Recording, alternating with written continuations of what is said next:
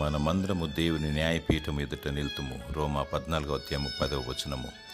మన ఆలోచన బట్టి, ఆకాంక్షను బట్టి, క్రియను బట్టి సృష్టికర్త అయిన దేవునికి లెక్క అప్పజెప్పవలసిన వారమై ఉన్నాము.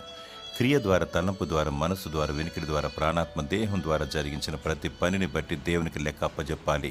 దేవుడు అంతరేంద్రియములను ఎరిగినవాడు, ఆయనకు మరుగయున్నది ఏదీ లేదు. అనవసరంగా మనసు ద్వారా, వ్యర్థమైన ఆలోచన ద్వారా పాపాన్ని కొని తెచ్చుకుంటాం, మన ఖాతాలో జమ చేసుకుంటూ ఉంటాం. దేవుని దృష్టిలో, సమాజం దృష్టిలో పాపము చేయకూడదు. పాపము చేసినచో దేవుని క్షమించమని వేడుకోవాలి. మరల పాపము చేయకూడదు. దేవుడు క్షమిస్తాడు, మర్చిపోతాడు. పరిశుద్ధముగా, పవిత్రముగా, ఆయన దృష్టిలో నిందారహితంగా ఉండాలి. లేనిచో దేవుడు తీర్పు తీర్చువాడు, న్యాయాధిపతి, దహించు అగ్ని అయి ఉన్నాడు. యేసు ప్రభు రానియున్నాడు. ఆయన రాకడకై సిద్ధంగా ఉండాలి. నిందారహితముగా జీవించు, ప్రార్థించు, దేవుని స్తుతించు. దేవుడు నీ పక్షాన ఉండి నిన్ను నీతిమంతునిగా తీర్చునుగాక. ఆమేన్.